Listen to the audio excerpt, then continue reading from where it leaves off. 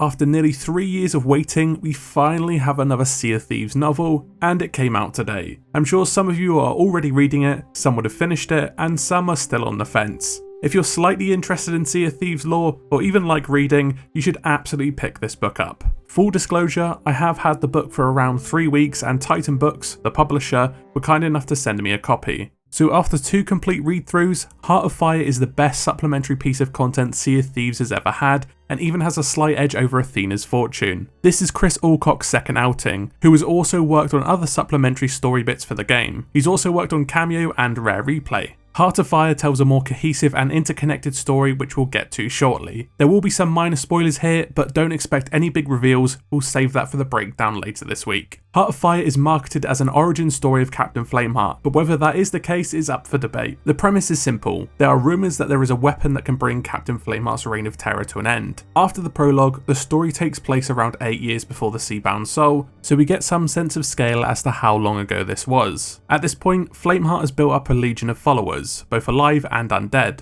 but the Pirate Lord hears word of a special weapon left behind by the ancients to destroy him once and for all. It paints a very different picture than what we see now, even with the second war for the Sea of Thieves starting at the same time of this review. It's a sublime time period to set the novel in and feels a whole lot more focused than Athena's Fortune for that, and Chris weaves a vibrant picture of this different Sea of Thieves. The atmosphere is so different, and in the many interactions between the locals, it conveys a general uneasiness with Flameheart's rule. Chris has also brought back the 2-crew structure, and it works much better than Athena's Fortune. As much as I love that book, I was always more interested in Ramsey's story as it contained more relevant lore, and this time around, the Morningstar crew also feel that way, but I was never upset to hear more about the Prideful Dawn crew. This time round, we have the Morningstar crew, which you will know from the Fate of the Morningstar and Revenge of the Morningstar tall tales.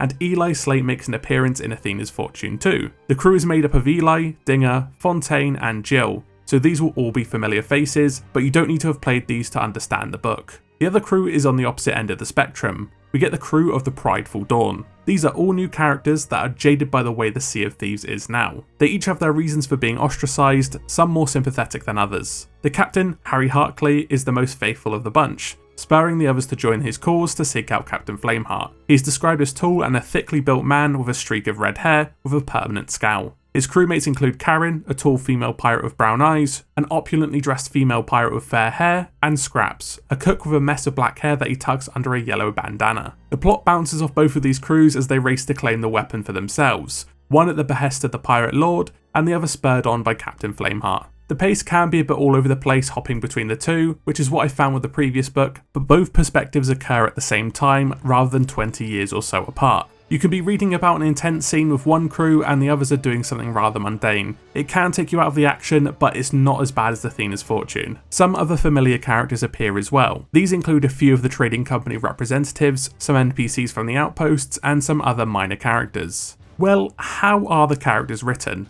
Some are better than others, but that's more to do with my expectations as a reader. I will spoil this one thing. Captain Flameheart is not in the book a whole lot, but it kinda plays to his strengths. Thankfully, Ramsey is barely in it as well, as the promotional material did make it seem like he was going to steal the novel instead. No, 2 other characters do that, and I'm only going to discuss one in depth. Eli Slay is such a marvel in this book. It really adds some emotional weight to the fate of the Morningstar and has brought him up in my estimation. He's probably now my favourite member of Athena's Fortune. Eli is just how you expect. He's a born captain, he's professional, and he's likeable through all of this. While Jill is the protagonist and it's more from her perspective, she hypes the guy up really well at the start of the book, and he lives up to this. Chris was right to choose him as the foil to Flameheart. Ramsey as it stands is still very jovial and complacent, traits that are confirmed in the book as well. He takes his retirement quite literally and has others do his dirty work for him. Eli takes no shit though. He runs a tight ship but has the chops to back it up.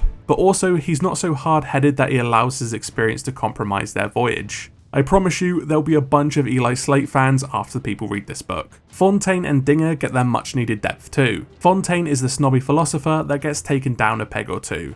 Dinger is... it's Dinger. He's a numbskull and a likeable oaf. Don't expect massive depth from these two, but they have their moments indeed. As for the Prideful Dawn, I was a little bit disappointed with how their story arc turned out. Again, this is my personal expectations, but the arc is very open and close. Harkley is probably the best one of the 4, with genuine motives, albeit having a cliche backstory that is sort of the same as another character. You'll see what I mean when you read the book. I felt Harry didn't have all that much depth. I found him not very likeable due to him really having no redeeming qualities. He doesn't respect his crew, other pirates, or even really understand the gravity of his own voyage. Maybe that's how he's written though. The other three are okay, but I can't really go into detail because that will spoil the book. They are much more likeable than Harry though. And of course, everyone wants to know how Flameheart is. Whenever he appears in the book, he just steals every page, and that can be for any reason. He'll have a moment of typical dialogue, for example, and it will sort of lean into a bit of cheese, but give you Vader vibes in his presentation. There are often descriptive moments of him that will make you realise he's a badass, be it through appearance or his actions. I would argue this is in stark contrast to his game version. We all know his meme-worthy reputation of being a giant head in the sky. The flesh or bone version is so much more imposing too, that accomplishes way more in terms of impressive feats. A highlight for me is the prologue, which I will spoil because it's right at the start of the book. This actually takes place on the night of the Magpie's wings sinking, the bit we read about in the Shroudbreaker Tall Tale. You don't really get the gravity of the situation from the ship's log, but you do when you read the book. Flameheart actually kicks Ramsay's ass so bad that he had no choice but to run. The Pirate Lord was so scared of him, he chose to run rather than let Flameheart get the Shroudbreaker. If anything, Chris perfectly hyped up why Flameheart is such a big deal, something that isn't really in the game right now, and the general aura around him is much better after this. If you're expecting an origin story from this book, you get it, but again, without spoiling it, it's pretty disappointing. I have my own reason why this is, and you need to read it yourself, you'll get it. Especially with what I hope is the subtext running through the book.